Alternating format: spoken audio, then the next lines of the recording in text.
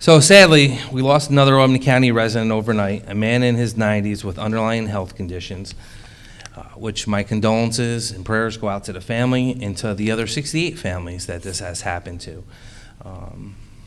So again, this brings us now up to 69 people that have lost their life during this coronavirus. And my heart definitely goes out to the families because, like I've said 68 other times, it's a different time to say goodbye to your loved one. And I hope everyone takes a step back and says a little prayer for these families, because it's hard enough when you lose somebody. It's hard enough when you lose somebody in these times and you can't say goodbye in the proper way. As of now, we have 1,478 positive cases of the coronavirus, which brings us up 23 from yesterday. We have 827 people under mandatory quarantine. It goes up a little bit from yesterday to 55 more people. We have 6 people under precautionary quarantine, and that stays the same as yesterday. At Shaker Place, we have tested every resident now. We've had 26 who tested positive recover. We have 30 workers that tested positive, and 21 have recovered, and there's 9 left, are now all back to work. So, which is good stuff. And we have 3,885 people who have completed quarantine, up 90 from yesterday, and 995 out of that number that tested positive for the virus have recovered, which is up 21 from yesterday, which is also good. There are now 29 people hospitalized with a hospitalization rate of 1.96% of those who have tested positive. Yesterday, the rate was at 1.99, so we've gone down slightly. 5 people currently in the ICU. That's down from 6 yesterday. And on our 5-day average, we're about 18.4 new positive cases each day. We can go into further detail with our data dashboard in a second, but I want to discuss some of the major news about our efforts on reopening the economy. As everyone's aware of now, we're meeting 6 of the 7 matrix. That includes decline in hospitalization and hospital deaths, so which is all good news. Talked to the control room yesterday, talked about where we need to be and what time frame we can start to open up. And one of the things that we talked about was tracers. They want us to have another 100, I think it was like 126 more tracers on top of what we had. We said we would achieve that, and I want to thank to everyone that was in the control room meeting. 1, for your leadership, 2, for being frank, and 3, for getting the job done, and that's the most important thing, is starting to reopen. Everyone stepped up. We'll have more than the 126 extra people that we need. They will be getting trained today, and I'm hoping tomorrow we can announce we're open. I figure by Wednesday the latest, but it's a 4-hour class they have to take. And this is like a second defense on top of what the governor's has agreed to work with the Bloomberg Foundation. These will be extra tracers. If we get that spike and we start to unfortunately go in the other direction, we'll have more hands on deck and we can get this done to make sure that, like I've always said, first and foremost, the welfare and the safety of our residents come first before anything else. So this will help us monitor that as we open up. I still want to remind people, please, it's not over with, and we have to continue to wear masks out in public. We have to continue to clean our hands, cough in our arms, and social distance, and that's been the biggest issue. I saw this weekend a little bit out. I was up around Thompson's Lake, and I couldn't believe the amount of people out on boats hanging out like there was nothing going on. And it's that age group, which we'll talk about, 20 to 29. They look about in that age group, that number steadily continues to go up on our dashboard, which have no signs or symptoms. So, again, it's very important. I know a lot of people applied for the tracer positions online. This is on top of it. We're going to be using workers to backfill a lot of it and to continue to go in the right direction. Great news the governor gave us yesterday. Thank you, Governor Cuomo, for your leadership and your whole team in the control room. General Murphy and Joe Rubito and Malatras and the rest of them that have all been involved in this, and the other 7 counties that continue to keep us going in the right direction. Can't thank you enough. But I encourage anyone, you can apply to become a contract tracer. I have the website up behind me. It's a link. It's the coronavirus.health .newyork.gov. You can go on there, you can apply, and I said everyone that's home that you want to be part of the solution, go online, fill this out. It's $27 an hour. There's no benefits. I do not believe there's any benefits that come with it, but other than getting $27 an hour and being part of the solution, not part of the problem, and it will keep you a little busy calling people and reaching out and talking to people, so which is all good stuff. But you need to meet certain qualifications. And again, it's a 4-hour online course with a test at the end of it, and you have to get an 85 on the test in order to qualify to move forward. One of the things I do want to highlight on the graph,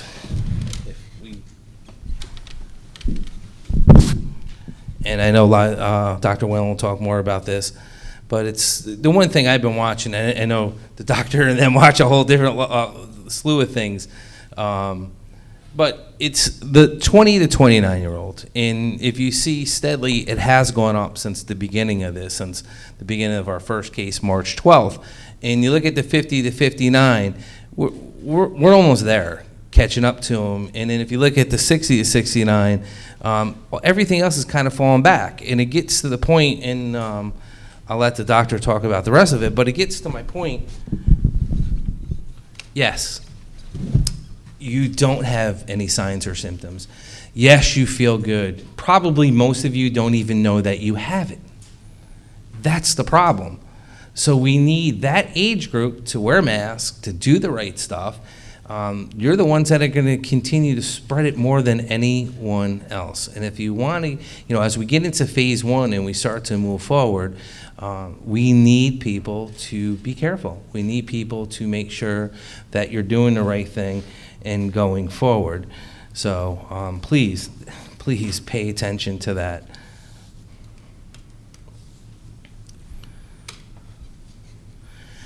Just because we're opening up doesn't mean we're back to business as usual. I keep telling everyone, reimagine what the workforce and everything's going to look like. It's just phase 1, people. Curbside pickup, that type of stuff, construction.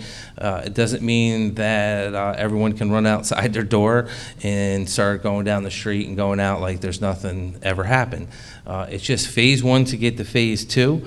So please, we have our pledge form out there. We're getting out to all the businesses to sign the pledge to start to reopen it up, and how to train them, how to train their workers, and how the workers identify patrons that eventually, if you get into phase 3 and the restaurants open up, that type of stuff. But there's a whole slew of things we have to do to continue to move forward in a positive way, and we can only do that with your help. So please keep that in mind. I had a question yesterday about a survey about the health department. I think it was Spectrum News, I'm not sure, about whether or not that if the health department came to our nursing home unannounced to do an inspection. I said yes, I knew they were there, but I didn't know what was going on. But yes, it was an inspection on May 8th of our nursing home, which we came back with the highest compliance that you can get, no deficiencies. It was a great, we met every criteria that they had, so which is all good news. It means that everyone at the nursing homes doing what they need to do and continue to take care of the people and the workers up there. So I can't thank them enough. Also, I want to say I don't like to gamble, but I made a bet with somebody last week. I thought we'd open up by Tuesday or Wednesday the following week. I think we're going to meet that now. That person will owe me, lunch. Yes, you in the back of the room. So, but that being said, these are all good stuff. But we can do this in a partnership, working together. And if you've seen, 7 out of the 8 counties came together to do this, to be great New Yorkers in the capital region, and we're one. And we did it together, but we'll continue to do this moving forward. But I still want to remind everyone, this is a marathon. It's not a sprint. We need to continue to work forward, work together, and we'll get it done. And there's a couple other things, but I'll bring it up near the end. But Dr. Whalen. Thank you, County Executive McCoy. Okay, I'm just going to go through the data board. I think we discussed these numbers already, and we see our overall epi curve here. Our trend is that we are still seeing decreases in the overall number of cases.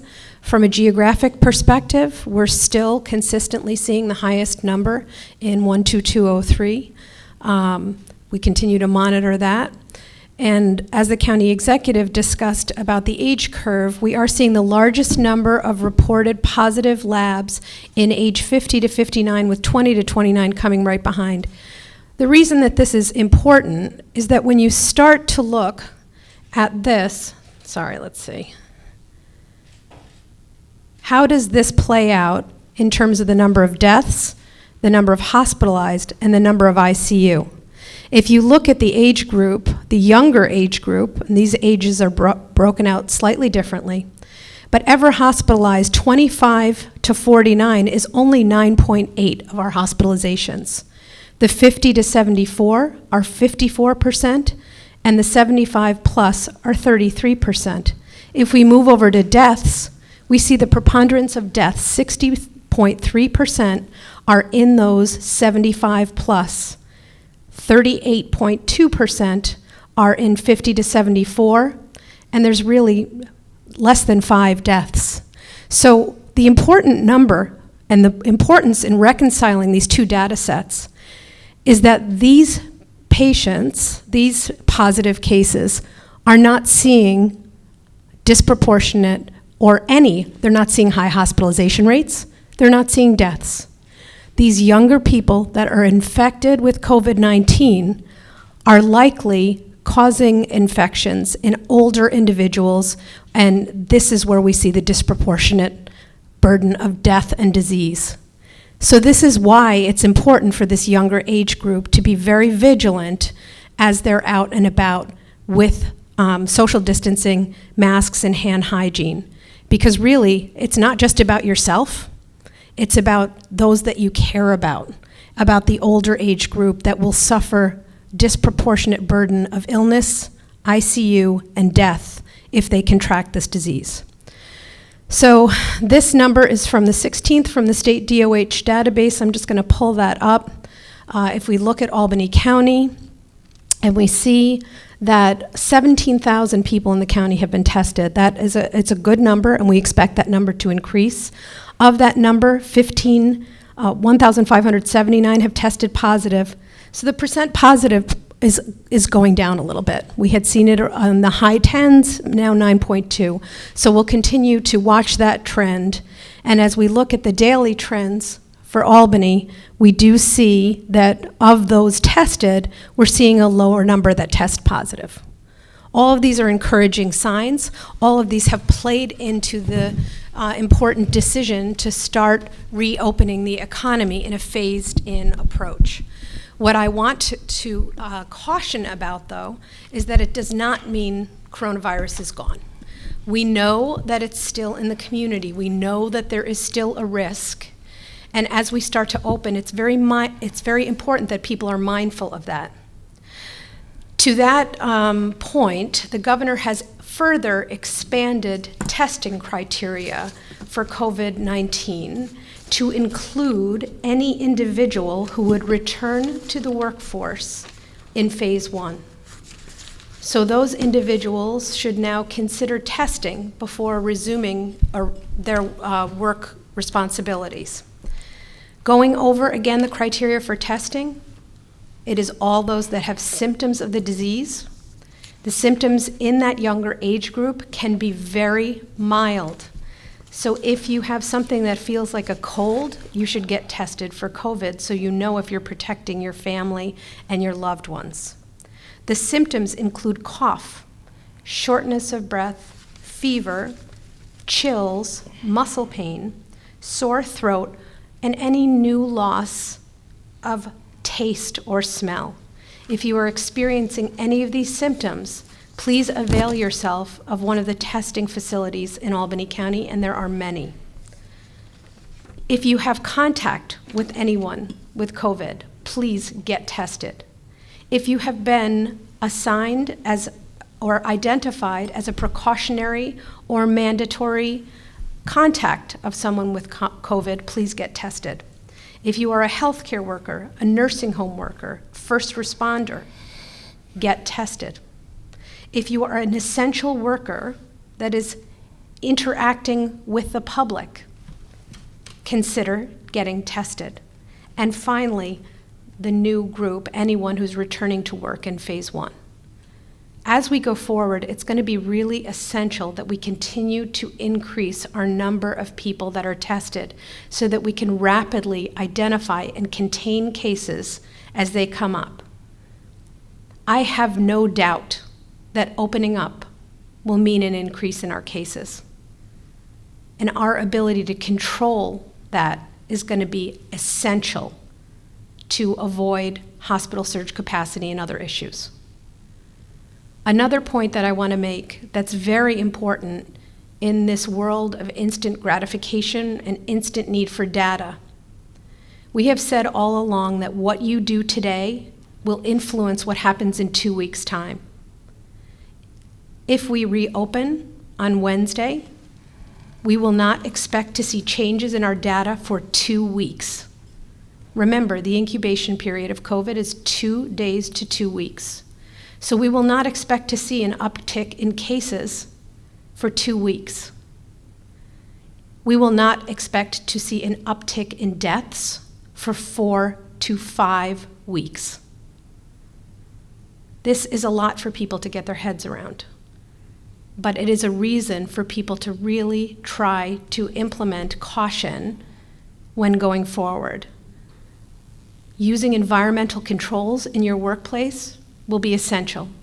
Maintaining appropriate spaces between workstations, using environmental controls like frequently wiping down high-touch surfaces with antibacterial agents, using masks in the workplace, and encouraging frequent hand hygiene, encouraging screening as people come into your workplace for symptoms of COVID and excluding them if they are experiencing symptoms. These are all going to be essential to going forward. A lot of people everyone is very anxious for us to go back to things as they were before. And unfortunately, that's not going to be a possibility for a very long time. So these measures are going to be essential to us being able to contain the situation that we'll be faced with until such time as there is a widely available, safe and effective vaccine. Thank you. Thank you, Liza, as always. And I want to remind everyone our mobile testing site number by appointment only, area code 518-465-4771. Also, you can go online to see the full schedule. Also, the UAlbany essential workers will continue at UAlbany, so please, the number is up as always, 188-364-3069, or you can go online there also. Our Rite Aid in Colony, you can drive through, but you have to register online as always. In the Purdy One Urgent Care, and as always, our mental health support is available 7 days a week, 8 a.m. to 8 p.m., area code 518-269-6634. And our 24-hour sexual assault hotline is area code 518-447-7716. And as always, the 211 number in New York State hotline.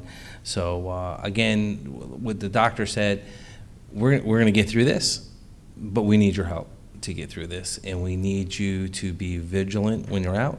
We need you to do the right stuff, and we can continue to reopen. If people do not do the right stuff when we go out, we will be set back, and we can end up shutting down again. And again, the safety and health of the residents are first and foremost. So I will assure anyone here that if that becomes an issue, we will look at shutting down again. So again, we can do this being partners.